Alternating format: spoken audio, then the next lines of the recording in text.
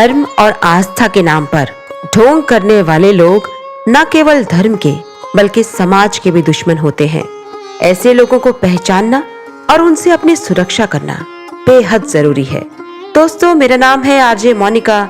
चलिए सुनाती हूँ श्रीमती नीरजा मेहता की लिखी हुई अगली कहानी, जिसका शीर्षक है पंडित जी। पूरा मोहल्ला उनको पंडित जी कहता था। सब उनके पास जाकर सलाह लेते, उनको मान सम्मान देते, जिसको देखो उनके गुणगान करता। सीमा और उसका परिवार जब उस मोहल्ले में रहने आए तो आस पड़ोस के लोगों से पंडित जी के बारे में पता चला कि अभी 6 महीने पहले ही पंडित जी इस मोहल्ले में रहने आए हैं। सीमा ने सोचा कि ये निश्चय ही कोई महान पंडित होंगे, जिसके कारण सब उनका नाम इतने आदर से लेते हैं। जब से सीमा के पति की नौकरी दिल्ली में लगी थी, तब से सीमा अपने पति और 2 बच्चों के साथ किराए के घर में रह रही थी। वो कब से अपना घर खरीदने की सोच रहे थे, पर दिल्ली की महंगाई, घर के खर्चे और बच्चों की स्कूल की फीस और ट्यूशन के बाद कुछ बचता ही नहीं था। जैसे ही सीमा के पति नरेश की तरक्की हुई, सबसे पहले उन्होंने अपना घर खरीदने के बारे में सोचा। जगह जगह घूमने के बाद जब वो इस मोहल्ले में घर देखने आए तो उनको घर एकदम पसंद आ गया। वहां का शांत वातावरण भी उनको बहुत पसंद आया। बस बिना अधिक सोचे उन्होंने फैसला ले लिया और बयाना देकर घर पक्का कर दिया। 2 महीने के अंदर रजिस्ट्री कराकर वो लोग नए घर में आ गए। यहाँ आने के बाद जब उसने पड़ोसियों से पंडित जी के बारे में सुना तो उनके दर्शन से मैं भी पुण्य ले लूं, ये सोचकर सीमा ने पंडित जी के घर जाने का मन बनाया। तभी राधा अष्टमी पर पंडित जी के घर से पूरे मोहल्ले को पूजा में सम्मिलित होने के लिए निमंत्रण मिला। सीमा को मानो मन मांगी मुराद मिल गई। राधा अष्टमी पर सबके साथ सीमा भी उनके घर चली गई। वहां भजन कीर्तन चल रहा था। बहुत शांति मिली उसको। पूछने पर पता चला कि जो व्यक्ति सबसे आगे बैठे हैं वही पंडित जी हैं। पूजा समाप्त होने के बाद प्रसाद ग्रहण करके सीमा पंडित जी से मिलने उनके पास गई। गोरे चिट्टे, सुंदर सजीले, मध्यम आयु के व्यक्ति को देखकर सीमा को जरा भी यह आभास नहीं हुआ कि ये पंडित हैं, क्योंकि उसके मन में जो पंडितों की छवि थी वो धोती कुर्ता पहने हुए और चोटीधारी जैसी थी। लेकिन ये तो पैंट शर्ट पहने हुए थे और महंगा चश्मा लगाए हुए थे। लोगों से पूछा तो पता चला कि पंडित जी इसी रूप में रहते हैं। सीमा को आश्चर्य भी हुआ और देखकर अच्छा भी लगा। धीरे धीरे सीमा और उसके परिवार का पंडित जी के परिवार से परिचय हुआ। उनकी पत्नी और बच्चों से सीमा मिली और पंडित जी की पत्नी से उसकी दोस्ती भी हो गई। सीमा इतने अच्छे लोगों से मिलकर बहुत खुश थी। रात को खाने की मेज पर पति से बोली, सुनिए जी। हाँ बोलो। अच्छा हुआ जो हमने इस मोहल्ले में घर ले लिया। मुस्कुराकर सीमा के पति नरेश ने कहा, देख रहा हूँ तुम आजकल बहुत खुश हो। ऐसा क्या हुआ? जैसा कि आप जानते ही नहीं, मुझे यहाँ बहुत अच्छा लगता है। पड़ोसी भी भले लोग हैं और पंडित जी की पत्नी तो मेरी सबसे अच्छी सहेली बन गई है।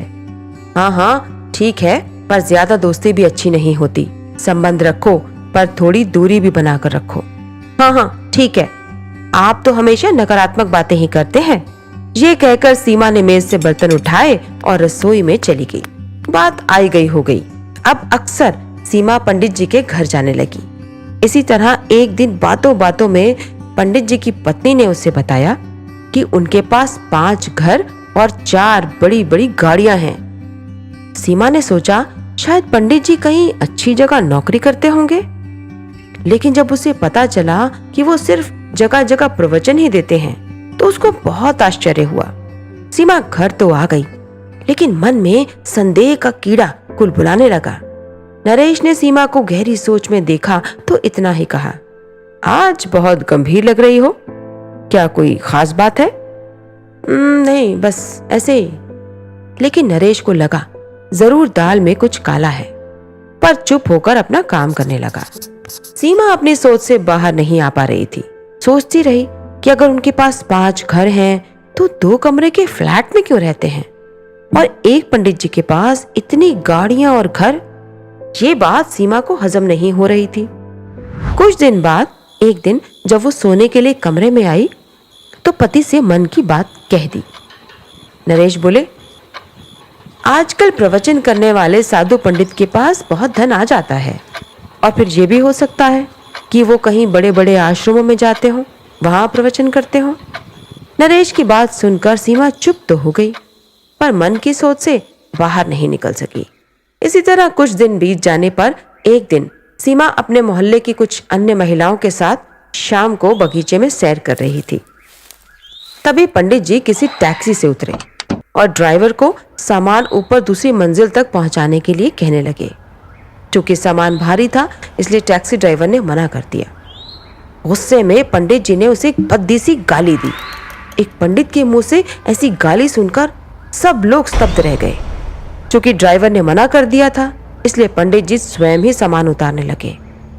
सामान उतारते हुए उनके हाथ से एक बड़ा सा कार्टन छूट गया और वहीं खुलकर सड़क पर गिर गया। सारा सामान बिखर गया। उस कार्टन में शराब की बोतलें, कुछ मूर्तियां और नकद रुपए थे। सब देखते रह गए। तभी वहां भीड़ इकट्ठी हो गई। एक पंडित के घर में शराब। वे सब एक दूसरे को आश्चर्यचकित होकर देखने लगे। पंडित जी का असली चेहरा सबके सामने आ गया था। सीमा को समझते देर नहीं लगी कि ये प्रवचन की आड़ में पंडित के वेश में कोई गलत काम कर रहा है। सभी कानाफूसी करने लगे और उनको उनके ही हाल पर छोड़कर अपने अपने घर चले गए।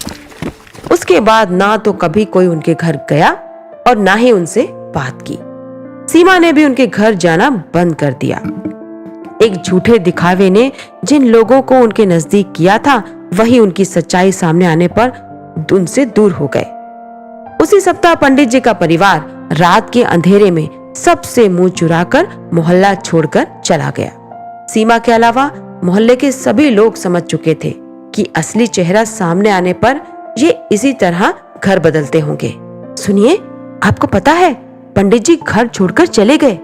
नरेश मुस्कुराकर बोले, वो तो होना ही था।